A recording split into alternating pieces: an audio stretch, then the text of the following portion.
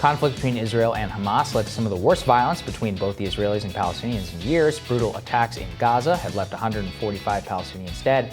Journalist Zaid Jilani joins us now to discuss how the U.S. media really only recognizes conflict in the face of violence. Now, Zaid, what did you mean by that in that piece that you wrote there for your newsletter, Inquire? This is something you've been tracking and discussing for a long time. If they go to inquiremore.com, it's a Substack, it's a newsletter that my friend Shant Misrobian and I held. Basically what I did is I looked at media coverage over the past 6 months, or actually 5 months since January. And I looked at how much the U.S. media, major networks like Fox, CNN, MSNBC, PBS, were actually tracking what was happening in Jerusalem, which was sort of, it's the capital of Israel. It's considered the likely capital of a future Palestinian state, should there ever be one.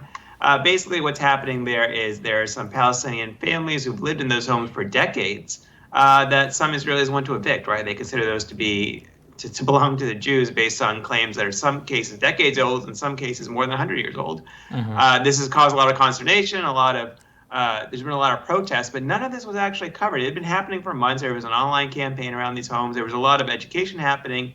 Palestinians were protesting this. But not until there was actually violence, there was clashes in Jerusalem between them and the Israeli police, between civilians, did the media start covering it. And now the media, of course, is covering very heavily what's happening between Hamas and Israel. But it's really unfortunate because there is a big sort of nonviolent Palestinian movement, particularly in the West Bank, that engages in protests like every week, right? That's always trying to make its cause heard. But that nonviolence it isn't interesting or sexy or exciting enough to the West. So our media rarely ever covers that. When they only really cover the Palestinian issues when there's actually like a rocket being fired from Gaza, or when the Israelis are using air power and artillery and it may be a ground invasion to fight in Gaza. What that does is it creates a really perverse incentive structure, right? If you're a Palestinian, if for decades you've lived without a state, without voting rights, without basic human rights in many cases, and you non-violently protest, you go out there and you make your case, maybe you're going to get arrested, or you're going to get beat up by the Israeli police. There's a really good documentary called Five Broken Cameras about that. It was nominated for an Oscar. No one's going to care. No one's going to notice.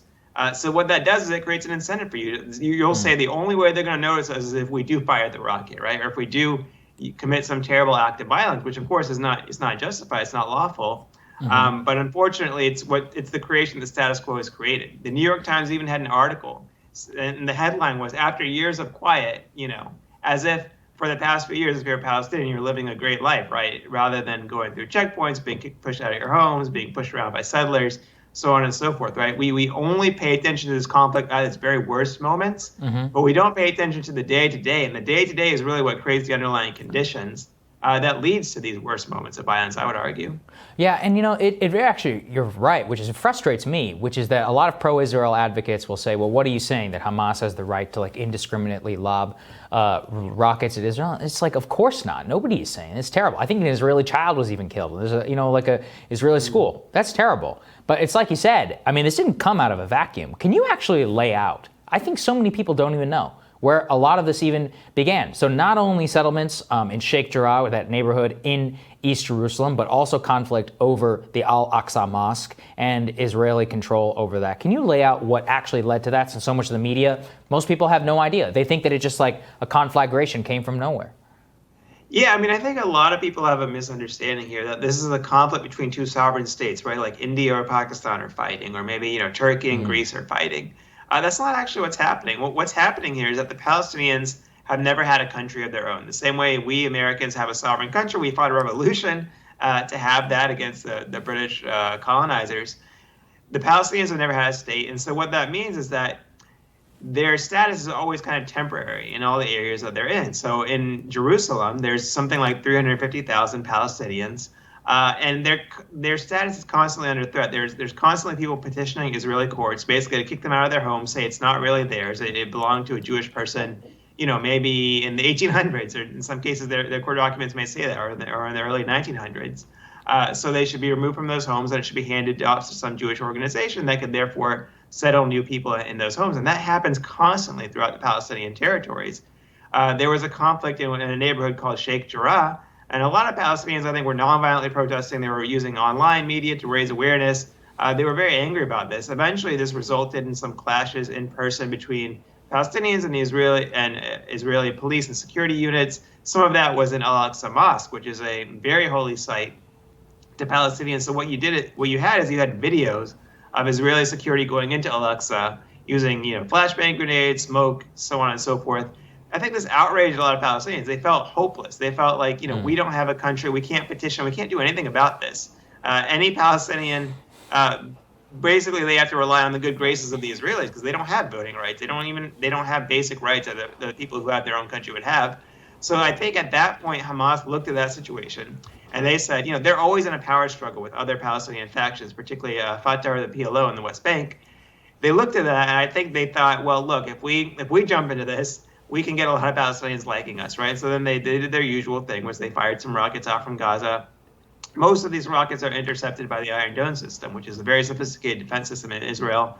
But they do present a real threat to Israelis, and they are unlawful. If you just fire a rocket in the general direction of a country, it has no guidance system, it could hurt civilians. It has hurt and killed some civilians, not very many because of Israel's superior military might, but it does.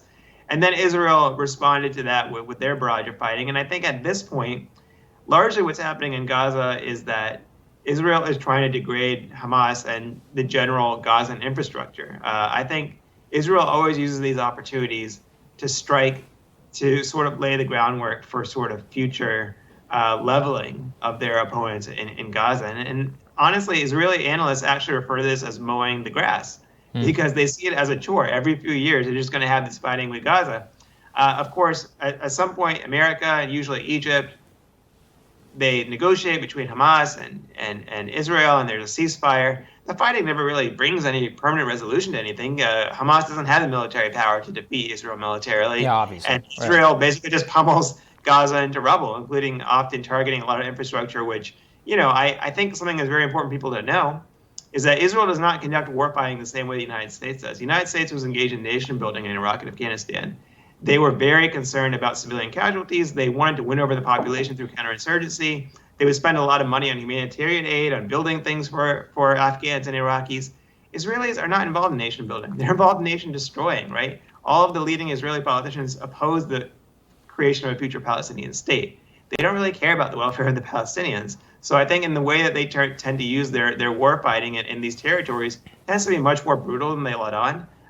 They present a certain story to the world, but later when human rights organizations within Israel like B'Tselem and American ones like Human Rights Watch go and investigate, they'll find just absolute, some cases, almost indiscriminate use of artillery. I think in one Human Rights Watch investigation of a previous Gaza war, they found that one neighborhood, a lot of the destruction happened after all of the fighters were gone, and the IDF was occupying it, right? They just went around destroying infrastructure. Gaza itself has been under a blockade for several years that has rendered, I think, over 90% of their water undrinkable, right? Their economy basically can't grow. I think a large part of the population is in dire poverty. And I think something like half or more of the population in Gaza are kids, right? Mm-hmm. Israel believes in collective punishment of these people because they're not trying to win them over. They don't see them as their future neighbors or as part of a future state because they don't believe in a Palestinian state. The Israeli prime minister and many of his chief ministers have been very clear about that lately. So I think the main thing people need to realize here is, yes, of course, Hamas should not be firing rockets in the general direction of Israel. This could hurt and kill innocent people. It is unlawful. And has. But that's not the whole story, right? That's not where this fighting is coming from. The fighting is coming from the fact that you have one highly technologically advanced state that is prosperous, that is sovereign, and you have a people who have never had a state of their own, who've never had a country, whose lives and even the reality of whether they get to live in their house or not is decided by the Israeli judicial system, the Israeli political system, right? I think under that situation, anyone would want to be free. I think Americans, we fought a revolution to be free of a situation like that.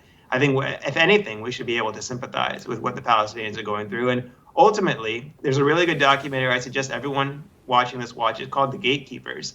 They interviewed 6 former heads of the Shin Bet, which was the Israeli security service. These people had spent their lives fighting Palestinian terrorists. They're Israeli patriots, but they all agreed that ultimately there's no military solution to this. There's only a political solution, right? Right. You have to create some degree of freedom for Palestinians, some degree of sovereignty, either through a state of their own or by giving them voting rights within Israel. And until you do that, it's going to be mowing the grass. It's going to be periodic fighting until the end of days, unfortunately. Yeah. Thank you for laying it all out there, Zaid. Really appreciate it, man. Thank you. Thank you. Coming up, Treat to Parsi is going to discuss Iran's response to the Israeli attacks against Palestinians as Rising continues.